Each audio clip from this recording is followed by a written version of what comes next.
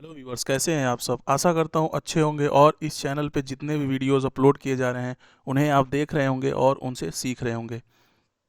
तो फ्रेंड्स, अगर आप इस चैनल पे पहली बार आ रहे हैं तो चैनल को जा करके सब्सक्राइब कर दीजिए, क्योंकि इस चैनल पे आपको कंप्यूटर कोर्स और कंप्यूटर टिप्स से रिलेटेड वीडियोस डेली देखने को मिलते हैं, जिससे कि आप इन्हें देख करके अपने day to day office work को बहुत ही आसान तरीके से कर सकते हैं।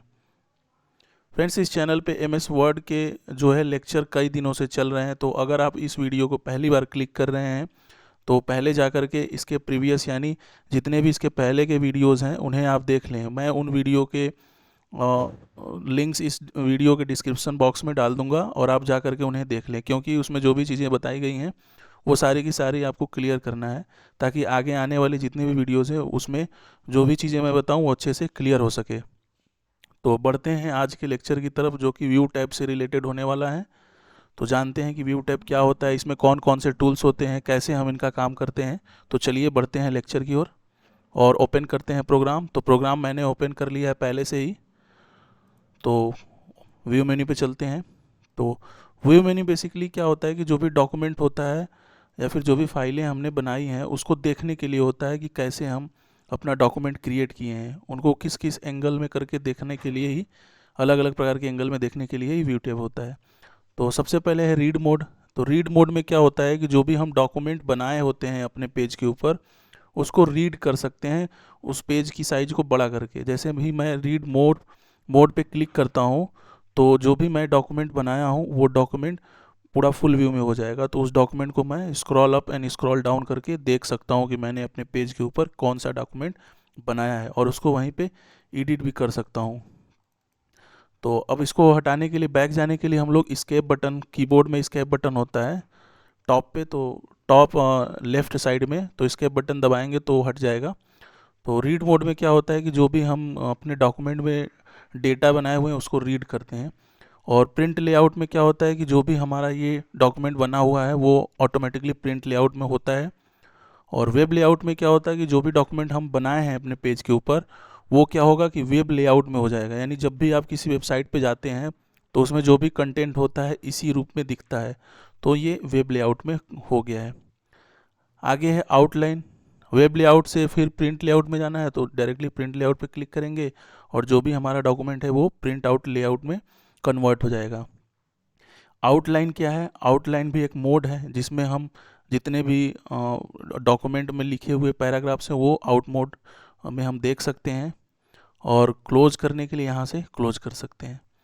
फिर उसके बाद है व्यू टैब में जैसे ही जाएंगे उसके बाद है ड्राफ्ट में। तो ड्राफ्ट के रूप में अपना डॉक्यूमेंट देखना है तो ड्राफ्ट के रूप में अपना डॉक्यूमेंट आप ऐसे देख सकते हैं। फिर इसको सही करने के लिए यानी प्रिंट लेआउट में करने के लिए डायरेक्टली आप प्रिंट लेआउट पे क्लिक करेंगे, आपका जो डॉक्यूमेंट होगा वो प्रिंट लेआउट में कन्वर्ट हो जाएगा। ठीक है फ्रेंड्स। तो आगे दिया हुआ है रूलर।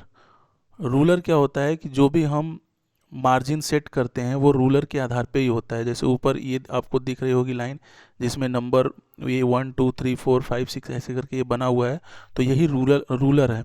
रूलर करता क्या है कि जो भी आपका पैराग्राफ्स होता है डॉक्यूमेंट में उस पैराग्राफ्स को बताता है कि कहाँ से कहाँ तक आपका पैराग्राफ्स इसमें इंटर होगा।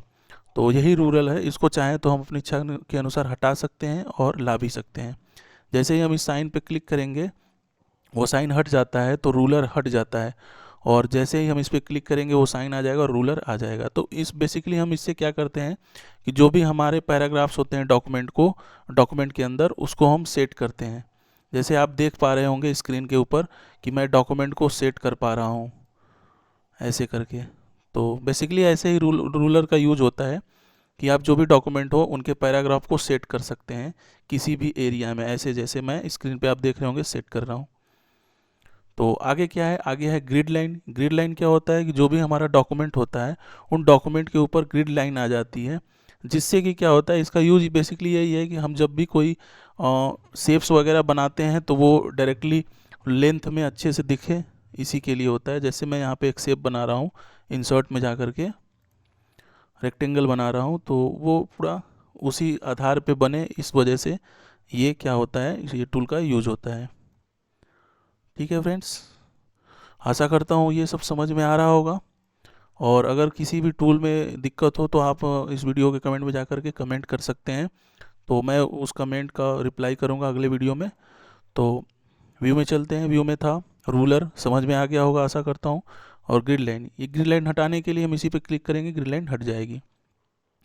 और नेविगेशन पेन क्या होता है, तो पहले कंटेंट कुछ लिख लो इस पे।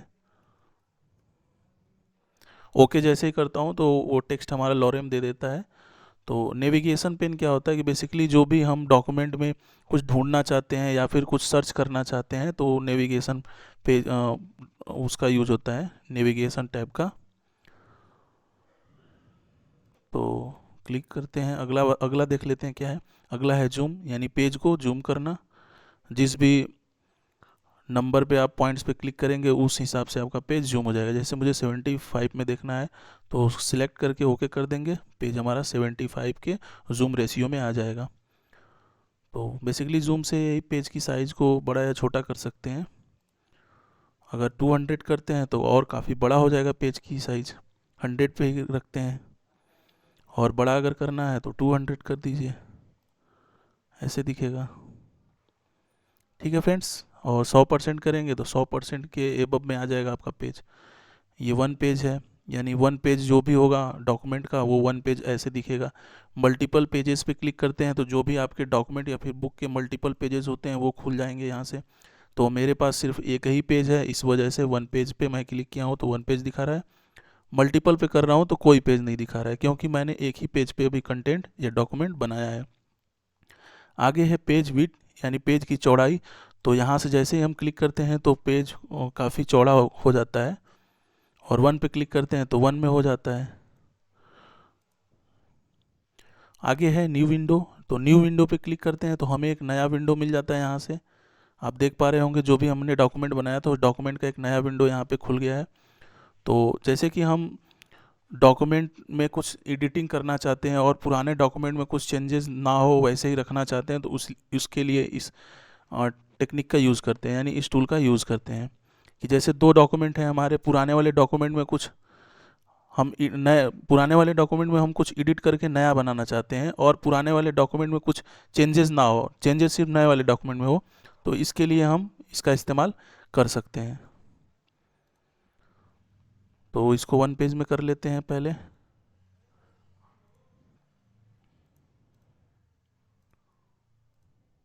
ठीक है फ्रेंड्स, आगे है अरेंज ऑल, यानी जितने भी हमारे पेजेस होंगे उनको यहाँ से अरेंज करने के लिए देगा दो दो भाग में। जैसे देखिए यहाँ पे ये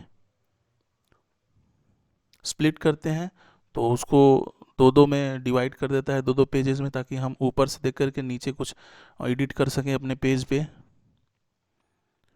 और इस टूल का यानी इस टैब का सबसे जो बहुत इम्पोर्टेंट ऑप्शन है यानी कमांड है वो है मैक्रोस। तो मैक्रोस जान लीजिए, ये तो विंडो के लिए ही है, जो भी हम डॉक्यूमेंट में करंटली हैं उसी को ये बताएगा। तो मैक्रोस को जान लीजिए। मैक्रोस बेसिकली क्या होता है कि किसी भी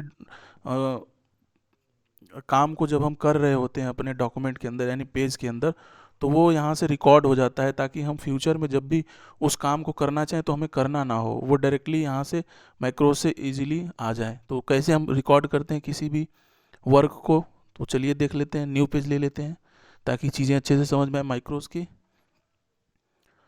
तो माइक्रोस में आ गए हैं, तो सबसे पहले मैं यहाँ से जाता हूँ माइक्रोस में और माइक्रोस को करता हूँ क्या, रिकॉर्ड। तो जैसे मुझे क्या होता है कि जब भी हम कोई डॉक्यूमेंट बनाते हैं तो डॉक्यूमेंट में हमें क्या होता है कि बॉर्डर लगाना होता है। बॉर्डर लगाने के बाद फॉन्ट्स कभी हिंदी लिखना होता है तो कभी इंग्लिश लिखना होता है। तो ये सारी चीज़ें आप डायरेक्टली यहाँ से रिकॉर्ड कर देंगे और वो आपको बनाना नहीं होगा, बार बार एक ही बार में क्लिक करेंगे वो चीज़ें आ जाएंगी। तो चलिए देखते हैं कि बॉर्डर को कैसे रिकॉर्ड करते हैं बनाने के बाद।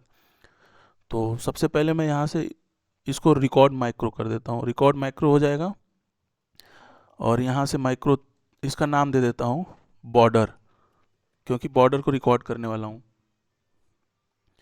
बॉर्डर को दे दिया, फिर इंसर्ट में गया, यहाँ से क्या किया, पेज बॉर्डर, तो पेज लेआउट में जाना होगा। पेज लेआउट में पेज बॉर्डर यहाँ नहीं है, डिज़ाइन में आता हूँ तो डिज़ाइन में है यहाँ पे पेज बॉर्डर। तो यहाँ जा कर के मैं पेज बॉर्डर ये वाला ले रहा हूँ और ओके कर दे रहा हूँ। तो ये हमारा पेज बॉर्डर आ गया है। और फिर मैं इसको चेक करने के लिए कि हमारा माइक्रो रिकॉर्ड हुआ है कि नहीं, यहाँ पे जाएंगे और यहाँ पे करेंगे क्या, स्टॉप रिकॉर्डिंग।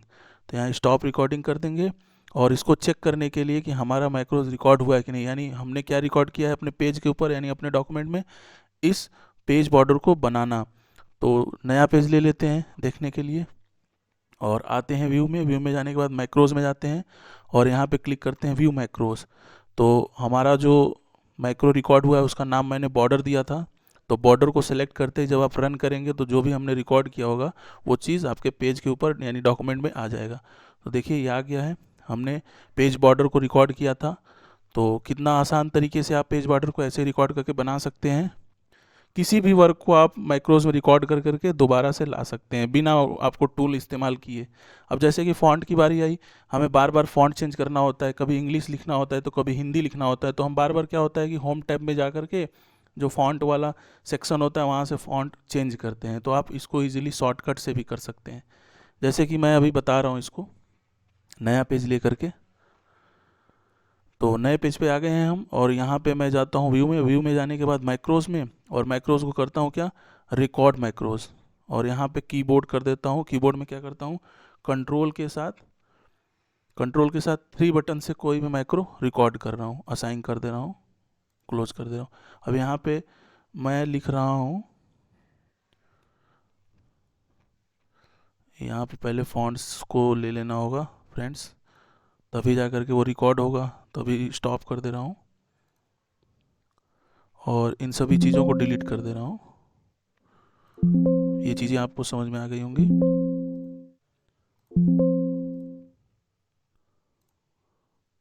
तो अब क्या करना है, अब रिकॉर्ड करना है माइक्रोज। रिकॉर्ड माइक्रोज पे जाना है, इस पर क्लिक करना है और कंट्रोल के साथ 2 बटन दबाना है, ओके कर देना है। वो आपके ऊपर है कि आप क्या शॉर्टकट देना चाहते हैं। तो ये हो गया है, क्लोज करते हैं।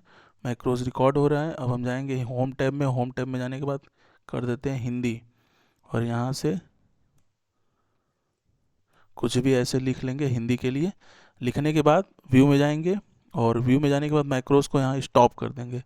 स्टॉप करने के बाद अब इसको चेक करने के लिए नया पेज लेंगे। तो नया पेज जैसे ही ले लेंगे तो हम चेक करेंगे। तो पहले हम इंग्लिश में, जैसे मान लीजिए हम इंग्लिश में डेटा लिख रहे थे, अब हमें यहाँ पे हिंदी चाहिए।